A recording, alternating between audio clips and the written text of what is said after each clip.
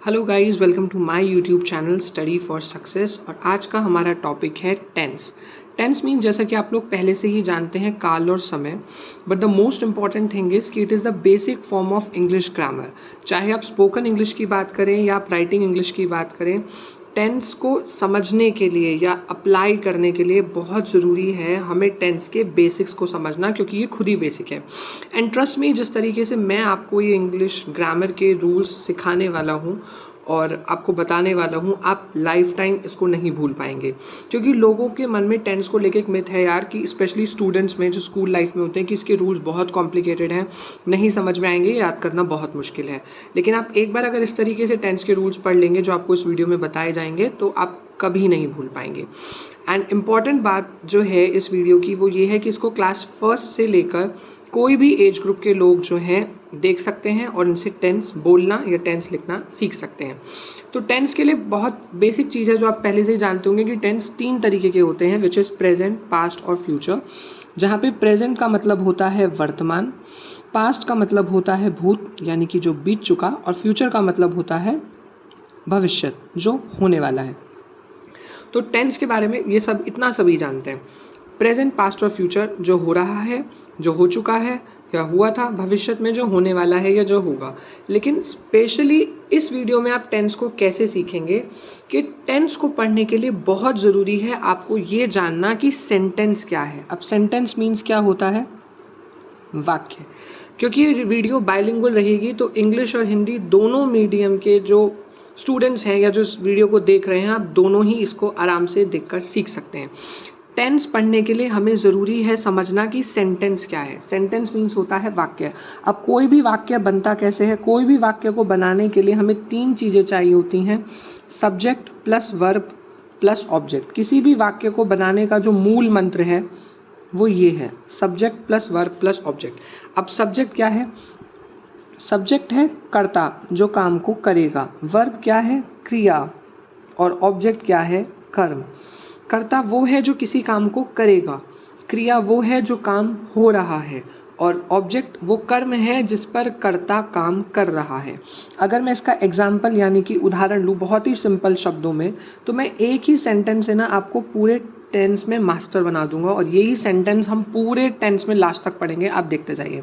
मैंने सिंपली लिखा Ram pledge football, ठीक है। अभी अब देखिए, राम इस काम को कर रहा है, राम काम को करने वाला है। फुटबॉल को खेलने का काम कौन कर रहा है? राम। तो राम क्या है? सब्जेक्ट। प्ले क्रिया है, प्ले मीन्स खेलना, तो प्ले क्या हो गई? हमारी वर्ब हो गई, क्रिया हो गई। और फुटबॉल क्या है? जिस पर काम हो रहा है, जिस पर राम काम कर रहा है, खेलने का काम कर रहा है, तो फुटबॉल क्या है? हमारा ऑब्जेक्ट।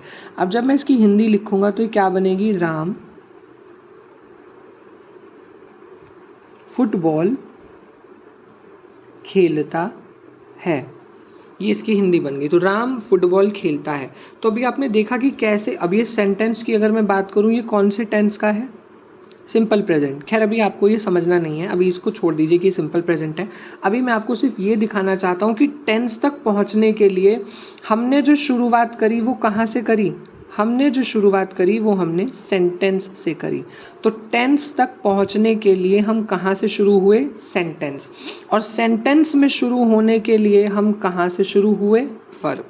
तो अब इससे प्रूव हो गया कि टेंस को समझने के लिए सेंटेंस को समझना पड़ेगा, और सेंटेंस को समझने के लिए आपको वर्ब को समझना पड़ेगा। तो आज की हमारी वीडियो में जो हमारा मेन कॉन्सेप्ट रहेगा वो सबसे पहले क्या है? वर्ब को समझना, ठीक है। अभी हम समझेंगे वर्ब। अब वर्ब मीन्स जैसा कि मैंने आपको बताया, अब वर्ब मीन्स जैसा मैंने आपको बताया, क्रिया अथवा काम। कोई भी क्रिया या काम जो हम करते हैं वो वर्ब कहलाती है। एग्जाम्पल, सोना मीन्स स्लीप, प्ले मीन्स खेलना, खाना या ईट मीन्स खाना, ड्रिंक मीन्स पीना, डांस मीन्स नाचना, एट्सेट्रा। तो ये इस तरीके का कोई भी काम जो हम करते हैं अपने डेली लाइफ टाइम में, या जैसे कह लीजिए जो कर्ता सब्जेक्ट कोई भी काम कर रहा है, इस टाइम मैं वीडियो बना रहा हूँ, मैं आपको पढ़ा रहा हूँ, मैं लिख रहा हूँ, ठीक है, मैं बोल रहा हूँ, तो कोई भी काम जो हम कर रहे हैं वो हमारा क्या कहलाती है? वर्ब। समझ में आ गया? अभी मैं आपको कुछ एग्जाम्पल्स दूंगा, उस एग्जाम्पल्स में आपको छांटना है कि सब्जेक्ट क्या है, वर्ब क्या है और ऑब्जेक्ट क्या है। सो ये मैंने 2 उदाहरण या एग्जाम्पल लिए हैं, जिसमें पहला है मोहन किताब पढ़ता है। इंग्लिश कि मैं बोलूँ तो मोहन रीड्स अ बुक। इन दोनों में ही आपको करना क्या है, आपको सब्जेक्ट वर्ब और ऑब्जेक्ट छोड़ना है। देखो Mohan reads a book, Mohan किताब पढ़ता है, तो काम को करने वाला कौन है, मोहन, तो मोहन क्या हो जाएगा, सब्जेक्ट। रीड क्रिया है, रीड क्या है, क्रिया है यानी कि काम है, तो रीड क्या है, वर्ब। और बुक पर काम हो रहा है, पढ़ने का काम हो रहा है, तो बुक क्या है, ऑब्जेक्ट। अगर हिंदी में बात करूँ तो भाई मोहन क्या है, कर्ता, किताब क्या है, कर्म जिस पर काम हो रहा है, और ये पढ़ता है क्या है, क्रिया। हिंदी और इंग्लिश में ऑर्डर आगे पीछे हो सकता है, ऐसा मत रटना कि सब्जेक्ट वर्ब ऑब्जेक्ट, ये सिर्फ इंग्लिश का रूल होता है। हिंदी में कर्ता कर्म क्रिया आगे पीछे हो सकता है। अभी आपके लिए बेसिक है समझना कि सब्जेक्ट क्या है, वर्ब क्या है, ऑब्जेक्ट क्या है, तो बेटा आपको इसी पर ही ध्यान देना है। अभी हम सब्जेक्ट वर्ब और ऑब्जेक्ट, हम सेंटेंस को बनाना सीख रहे हैं, ठीक है। सेकेंड मैंने लिखा दे ईट फूड, मतलब वे खाना खाते हैं। तो अब आप बताइए काम को करने वाला कौन है, वे लोग, तो यानी कि दे क्या है, सब्जेक्ट। ईट मीन्स खाना, खाना क्या है, खाना खाना, ये क्रिया है, काम है, और किसको खा रहे हैं, खाने को खा रहे हैं, तो खाना क्या हो जाएगा बेटा, ऑब्जेक्ट। हिंदी में बात करें तो वे क्या है आपका, कर्ता, काम को करने वाले। खाना क्या है, कर्म है, और खाते हैं ये एक काम है यानी कि क्रिया है। तो आपने अभी देखा कि किस तरीके से हम सब्जेक्ट वर्ब और ऑब्जेक्ट इन तीनों को मिलाकर हम हमारे वाक्य को पूर्ण बनाते हैं, हम सेंटेंस को बनाते हैं, ठीक है। अभी मैं आपको 2 एग्जांपल दे रहा हूँ, वो आपको डिस्कस करने हैं, वो आपको सॉल्व करने हैं, हम डिस्कस करेंगे नेक्स्ट वीडियो में। सो ये मैंने 2 सेंटेंस वाक्य लिखे हैं, Sohan goes to school, we drink milk. ये दोनों जो हैं आपको सॉल्व करने हैं, इनकी हिंदी लिखनी है और दोनों में सब्जेक्ट वर्ब और ऑब्जेक्ट फाइंड आउट करना है, ठीक है। अभी हमने सेंटेंस बनाना सीख लिया। अब जैसा कि मैंने आपको बोला था, वर्ब मीन्स होता है क्रिया। क्रिया कितने टाइप्स की होती है, क्रिया 3 टाइप्स की होती है। हम कह सकते हैं प्रेजेंट, पास्ट और पास्ट पार्टिसिपल। ये जो टॉपिक है ये हम अपने नेक्स्ट वीडियो में कवर करेंगे, क्योंकि पहले आपको जो आज मैंने पढ़ाया है, कि जो मैंने आज आपको पढ़ाया है आपको इसे ही रिवाइज करना है, इसी को ही बार बार रिटेन करना है। टेंस यानी काल और समय, basic form of English grammar 3 तरीके का होता है, अभी इतना याद रखो, बाद में पूरा फ्लो चार्ट पढ़ेंगे, पूरा समझ में आएगा। और सबसे इम्पॉर्टेंट ये है कि आपको टेंस पढ़ने के लिए पहले सेंटेंस समझना है, और सेंटेंस के लिए हम पहले क्रिया पढ़ेंगे। तो आज हमने ये पढ़ा, इसमें हमने देखा कि किस तरीके से वाक्य बनाते हैं। वाक्य को बनाने के लिए हमें 3 चीज़ चाहिए, सब्जेक्ट वर्ब और ऑब्जेक्ट।